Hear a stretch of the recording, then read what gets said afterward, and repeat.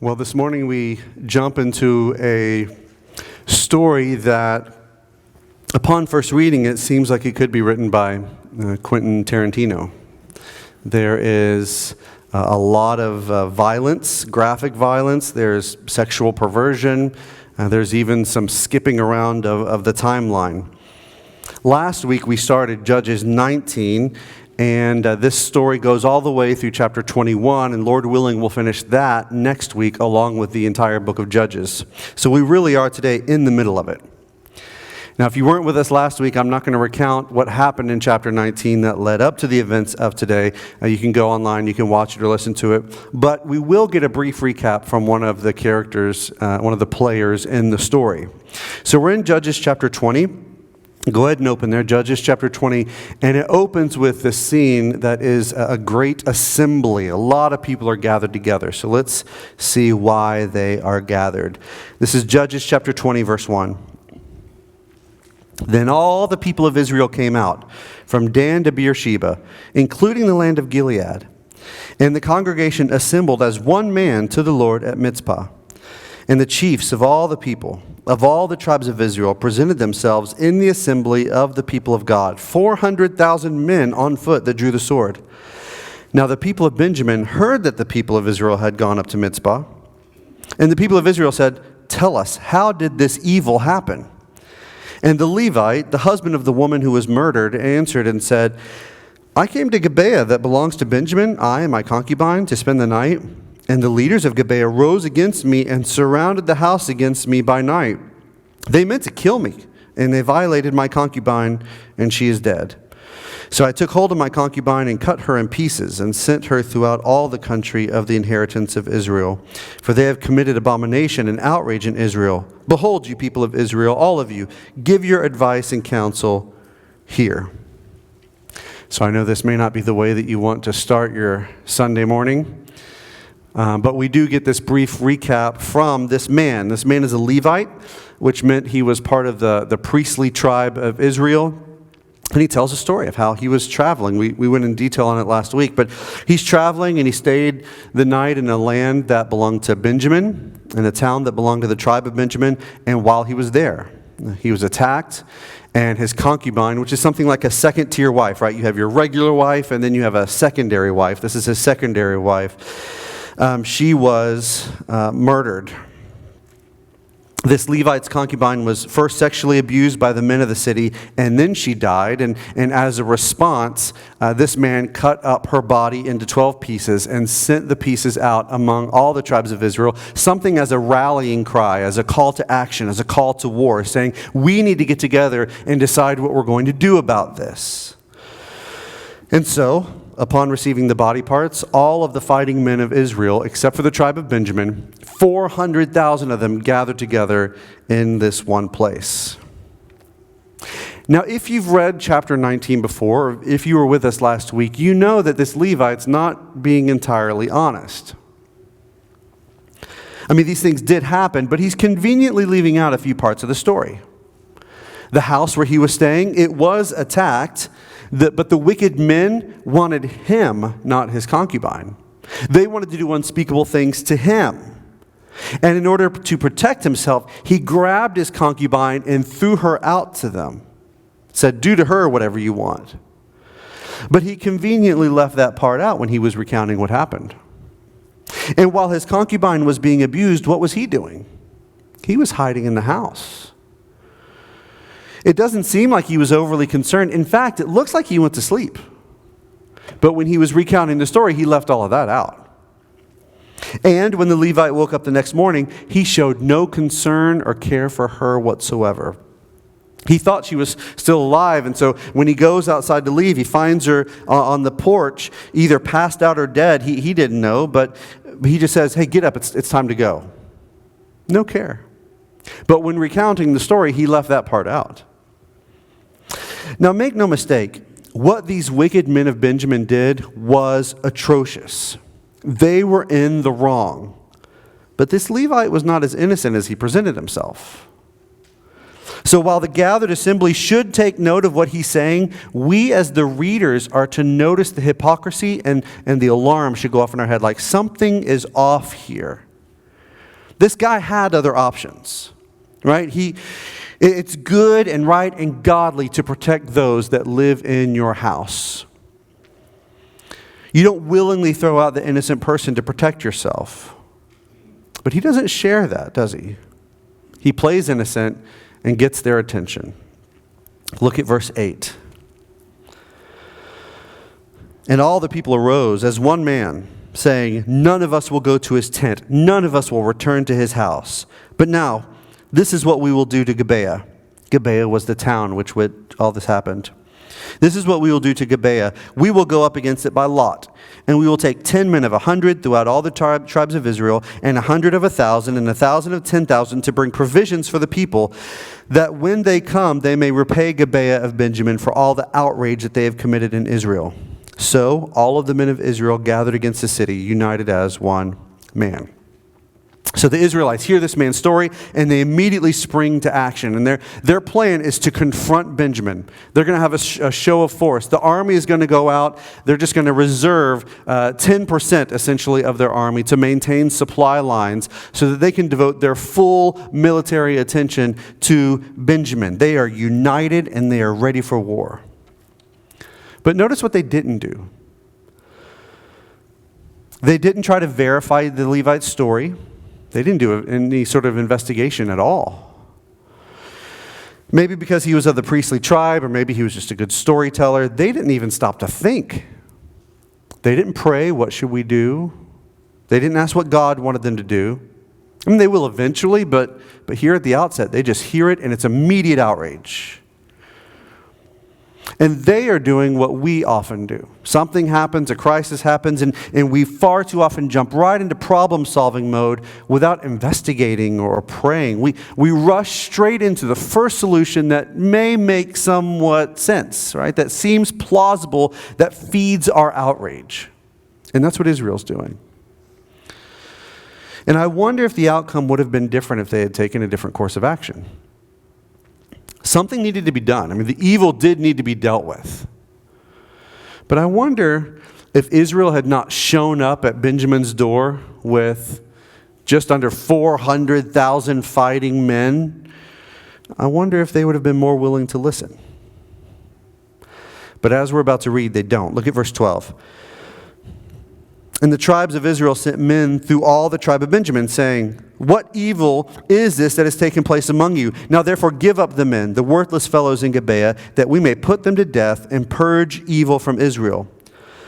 But the Benjaminites would not listen to the voice of their brothers, the people of Israel. Then the people of Benjamin came out together out of the cities to Gibeah to go out in battle against the people of Israel. And the people of Benjamin mustered out of their cities on that day 26,000 men who drew the sword, besides the inhabitants of Gibeah, who mustered 700 chosen men. Among all these were 700 chosen men who were left-handed. Everyone could sling a stone at a hair and not miss. And the men of Israel, apart from Benjamin, mustered 400,000 men who drew the sword. All of these were men of war. So intimidation or not, army or not, Benjamin should have listened to their brothers.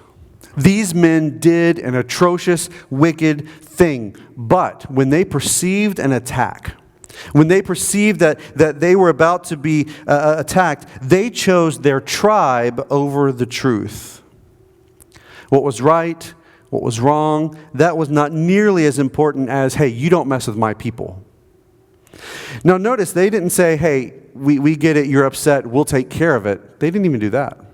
They immediately went into defense mode. And so catch this, you have one group with a godly desire, right? We have to purge Israel of its evil. One group with a godly desire, but they don't investigate, they don't pray, they don't try to reason. Instead, they just have this show of force. The other group, who probably doesn't know what happened either, they don't investigate, they don't pray, and they don't want to be intimidated. They don't want to look weak, so they also have a show of force. And what happens is when tribe becomes more important than truth, truth gets ignored and injustice prevails. And God is not pleased. And we can look at the American church today and see this everywhere. Just look in the Baptist circles and you can see this everywhere. Actually, just look at Reformed Baptist circles, and you can see this everywhere. Tribe is becoming more important than truth. And so when a question comes up like, are there racial issues in our country today? Within Reformed Southern Baptist circles, right, was there sexual abuse that was covered up, right? The new president of our convention just got accused of plagiarizing years and years and years of sermons. And we're not even allowed to have that conversation within the convention. Why? Because one side is showing a force, the other side gets defensive, and they have to have a show of force. Neither one is wanting to yield any ground because they're not of the same tribe. And so we're fighting, and the issue's not even being dealt with. What we have forgotten, what the tribe of Benjamin forgot, is that we are to protect God's character and God's holiness. You see, we are God's reputation. I know that's an odd statement, so let me try to phrase it positively first. Think about what Jesus says in Matthew chapter 5.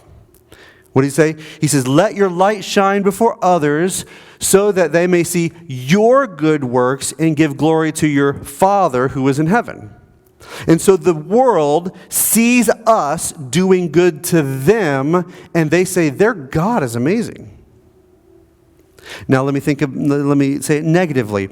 The book of Isaiah, on Wednesday nights we're going through Isaiah, right? And the theme of Isaiah, chapter 48, verse 11, God says this. He says, for my own sake I do it.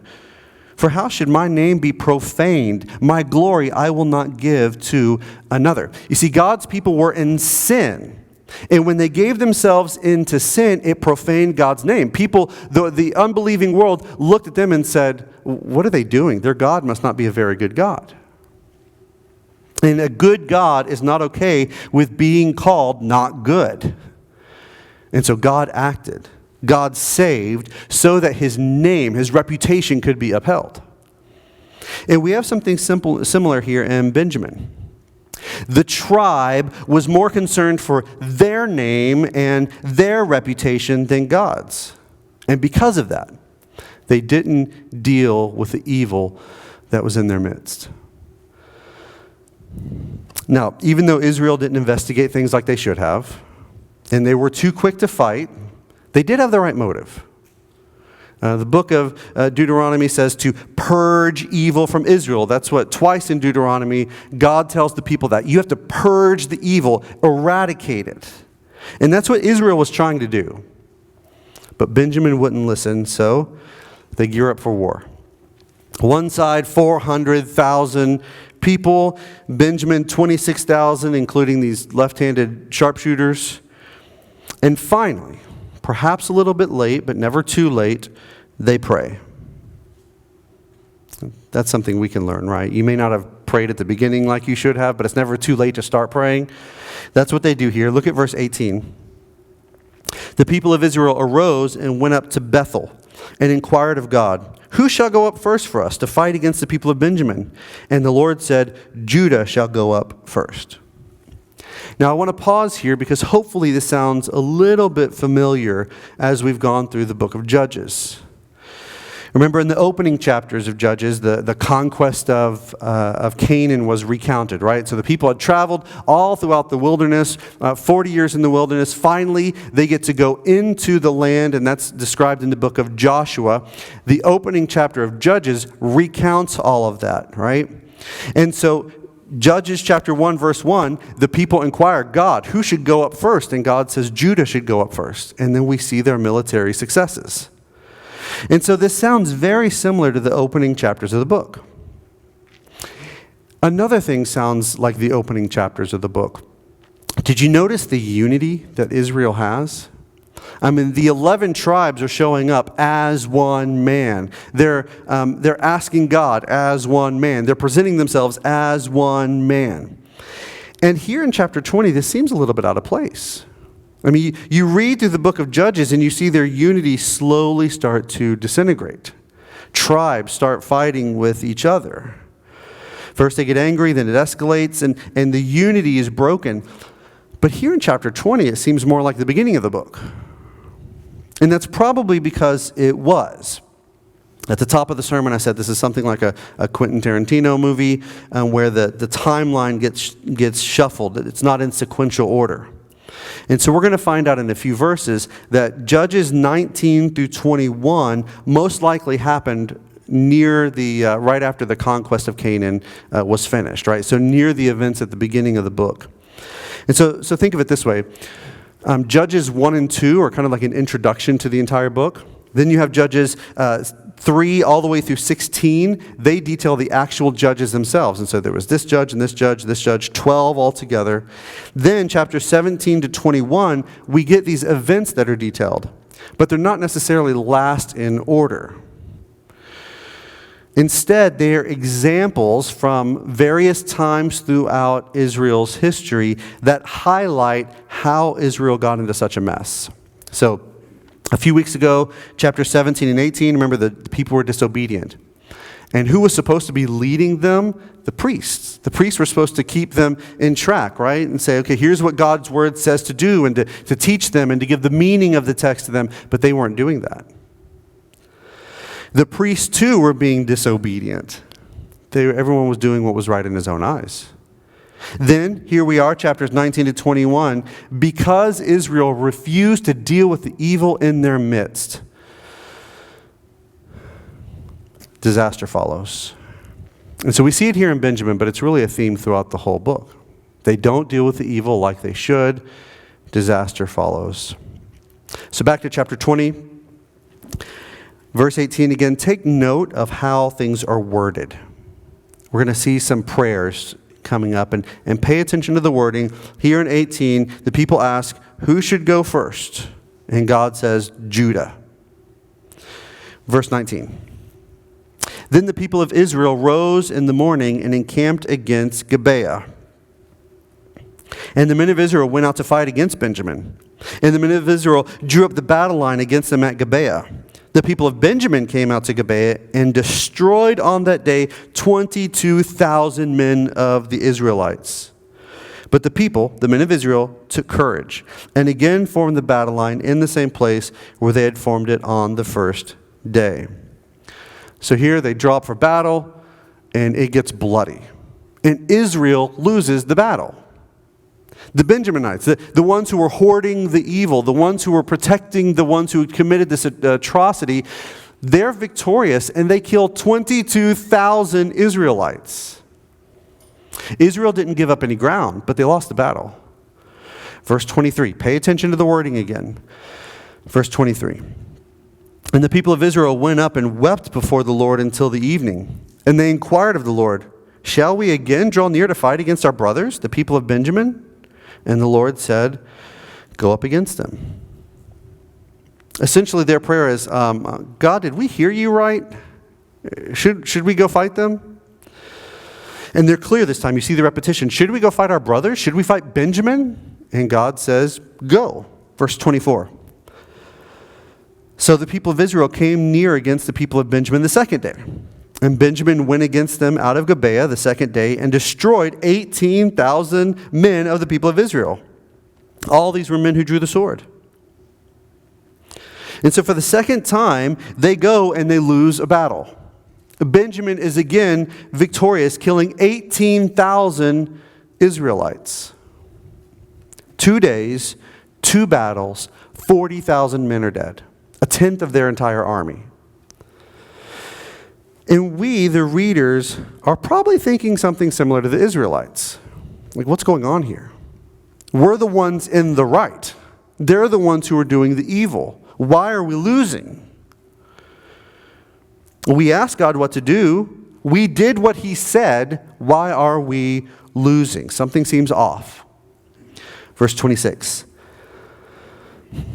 Then all the people of Israel, the whole army, went up and came to Bethel and wept. Bless you. They sat there before the Lord and fasted that day until evening and offered burnt offerings and peace offerings before the Lord.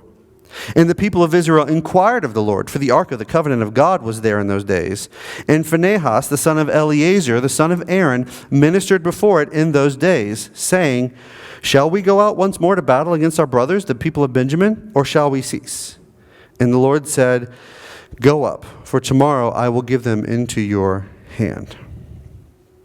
And notice the progression of their three prayers. The first time, they assumed that they should fight, and they simply asked who should go first. God says, Judah. The second time they ask, should we try this again? And they're told yes. This time, however, they do something different. First, they make a quick trip to the town of Bethel, and that's where the tabernacle was. It wasn't the temple. The temple would not be built until the days of Solomon, King Solomon.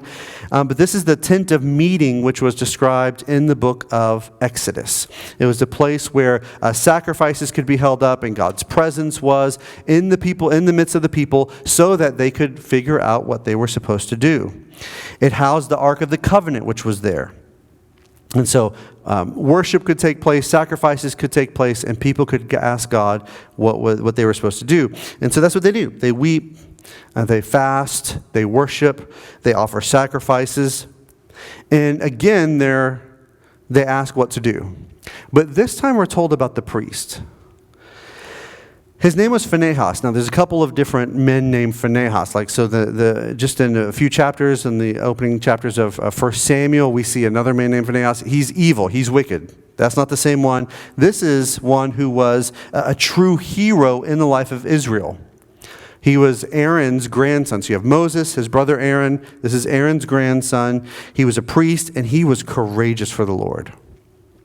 Something happens in Numbers chapter 25 when the Israelites are still in the wilderness. And you have this horrible event where this guy does something that he shouldn't be doing, this sexually perverted thing. And because of it, evil breaks out in the camp. A plague breaks out among the people.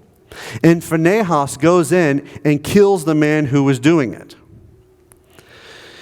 Listen to how God describes him. This is Numbers 25, verse 10. And the Lord said to Moses, Phinehas, the son of Eleazar, son of Aaron the priest, has turned back my wrath from the people of Israel, in that he was jealous with my jealousy among them, so that I did not consume the people of Israel in my jealousy. So Phinehas had a concern for God's reputation.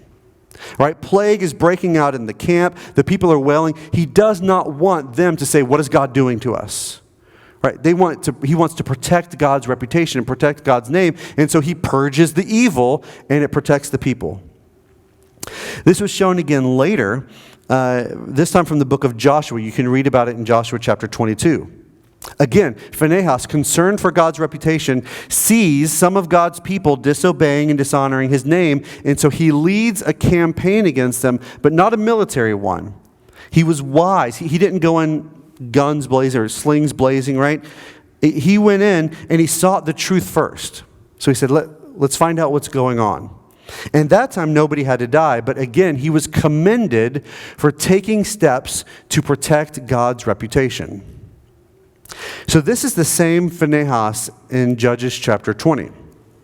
Now remember, the book of Judges spans a few hundred years, and since Phinehas was alive in the wanderings of the wilderness, and he was alive in the events of the book of Joshua, these events probably happened closer to the beginning of the book of Judges. So Phinehas is a priest. The people come to him. Here's a hero of the faith who has proven himself godly, proven himself to have this godly concern and courage, and through him, the people ask, what should we do? Should we keep going in battle against Benjamin, or is it time to stop? And for the first time, God gives them an assurance of success. Go tomorrow, I give them into your hand. And so the people worshiped, the people prayed, the right place, the right context. And not only did they get an answer of success, but they also, for the first time, worked out a strategy. This time they choose some trickery and they set up an ambush. Look at verse 29. Verse 29. So Israel set men in ambush around Gibeah. And the people of Israel went up against the people of Benjamin on the third day and set themselves in array against Gibeah as at other times. And the people of Benjamin went out against the people and were drawn away from the city. And as at other times, they began to strike and kill some of the people in the highways, one of which goes up to Bethel, the other to Gibeah, and in the open country, about 30 men of Israel. And the people of Benjamin said, they are routed before us as at the first. But the people of Israel said, let us flee and draw them away from the city to the highways. And all the men of Israel rose up out of their place and set themselves in array at Baal Tamar. And the people of Israel who were in ambush rushed out of their place from Ma'areh Geba. And there they came against Gibeah, 10,000 chosen men, all out of Israel. And the battle was hard, but the Benjamites did not know that the disaster was close upon them. And the Lord defeated Benjamin before Israel. And the people of Israel destroyed 25,100 men of Benjamin that day. All these were men who drew the sword. So the people of Benjamin saw they were defeated. Now that's just an overview of the battle. Now we get specifics about the ambush. Look at, again, continuing verse 36. The men of Israel gave ground to Benjamin because they trusted the men in ambush whom they had set against Gibeah. Then the men in ambush hurried and rushed against Gibeah. The men in ambush moved out and struck all the city with the edge of the sword. Now the appointed signal between the men of Israel and the men of the main ambush was that when they made a great cloud of smoke rise up from the city, the men of Israel should turn in battle. Now Benjamin had begun to strike and kill about 30 men of Israel. And they said, surely they are defeated before us, as in the first battle. But when the signal began to rise out of the city in a column of smoke, the Benjaminites looked behind them, and behold, the whole city went up in smoke to heaven. Then the men of Israel turned, and the men of Benjamin were dismayed, for they saw that disaster was close upon them. Therefore they turned their backs before the men of Israel in the direction of the wilderness, but the battle overtook them. And those who came out of the cities were destroying them in their midst. Surrounding the Benjaminites, they pursued them and trod them down as far as Nohah, as far as opposite Gibeah on the east. 18,000 men of Benjamin fell, all of them men of valor. And they turned and fled toward the wilderness to the rock at Rimmon. 5,000 men of them were cut down in the highways. They were pursued hard to get them, and 2,000 men of them were struck down. So all who fell that day of Benjamin were 25,000 men who drew the sword, all of them men of valor. But 600 men turned and fled toward the wilderness to the rock of Rimmon, and remained at the rock of Rimmon 4 months. And the men of Israel turned back against the people of Benjamin and struck them with the edge of the sword, the city, the men, beasts, and all that they found. And all the towns that they found were set on fire. And so you have the town of Gibeah destroyed. Benjamin is decimated. And we won't see the full effects of it until next week when we get into chapter 21. But for today, I want us to consider a couple of things. One of the biggest questions that comes out of this chapter is this.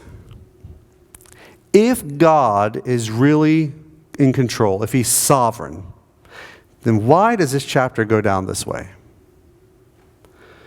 Specifically, if Benjamin, the tribe of Benjamin, bore the brunt of the blame, right? They were the ones that committed the original evil. Now they're protecting the evil. And if Israel's trying to purge that evil, why does Israel lose 2 battles? And in all 3 battles, the Israelites lose more than Benjamin does. Not a greater proportion, but a greater number. So why? When Israel prays the first time, hey God, who should go up? God answers them. Judah should go. But they lose the battle. 22,000 men die. Why? And then they pray the second time. God answers, should we go up against Benjamin? He says, yes. But then they lose the battle. 18,000 men die. When Israel prays the third time, God assures them of success, and they do get it, but 30 men die in the process. Why?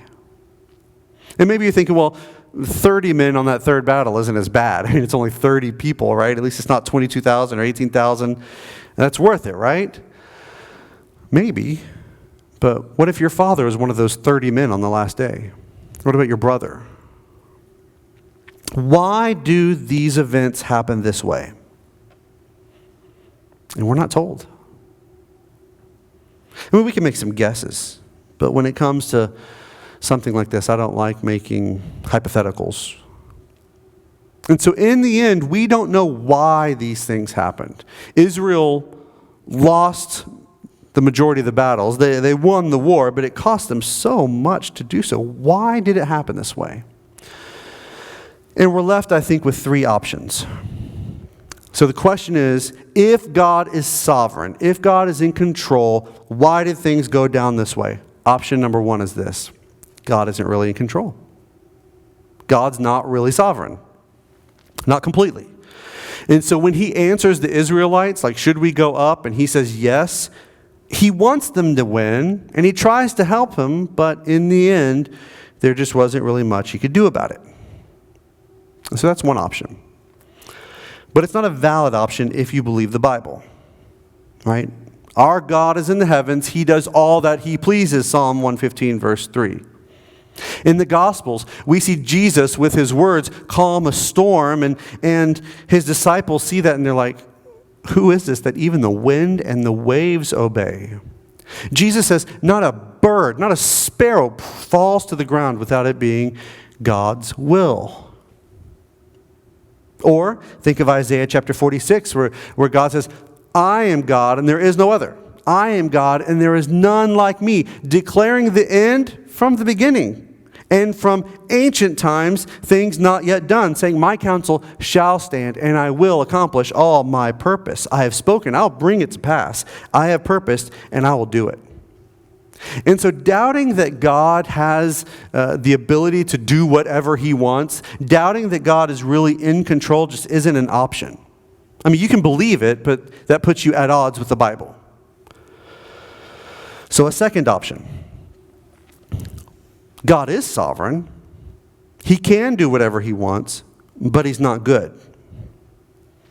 And so when he tells Israel, you go up and fight, go ahead, he's playing a trick on them. He's being deceitful. And it doesn't matter if 40,030 men lost their lives. It was worth it just to see the look on their stupid faces, right? Now, again, this isn't a valid option if we believe the Bible, right? God is not man that he should lie, Numbers 23:19. God doesn't tempt anyone, James 1:13. God is light, and in him is no darkness at all, 1 John 1:5. So God's not powerless, and he's not evil. He's not wicked. He's not deceitful. Which leads us to our third option. God is sovereign, and he is good even when it doesn't make sense. The classic place to see this is Romans chapter 8, 18-39, summed up with all things work together for the good for those who are called according to his purpose.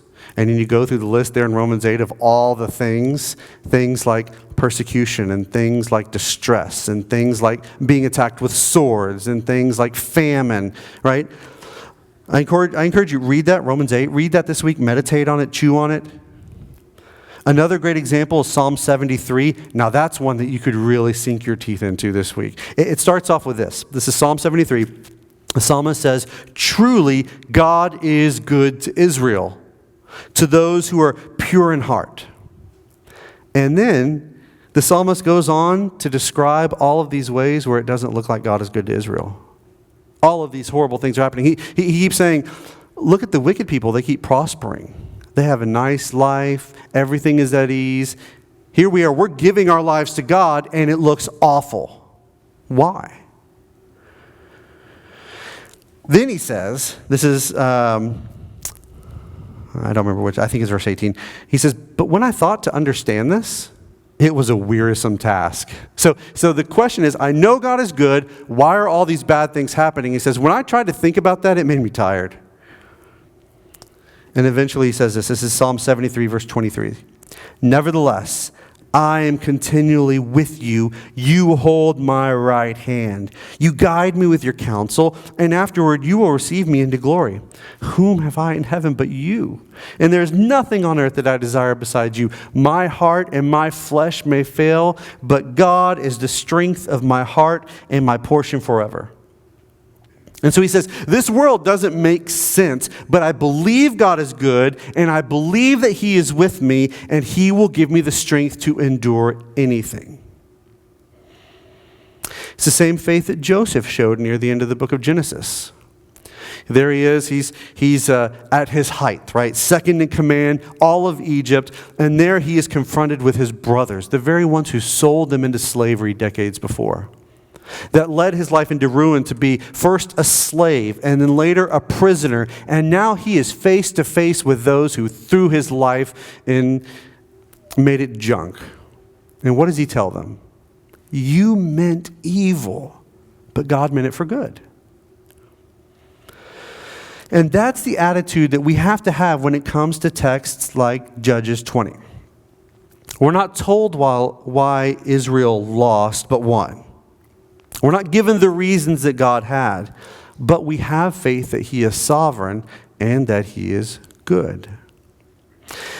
But in one sense, it's easy to have that attitude with the Bible, right? I mean, true stories from things that happened centuries ago, it's easy to look at someone else's life and say, oh yeah, God is sovereign, but he is good, right?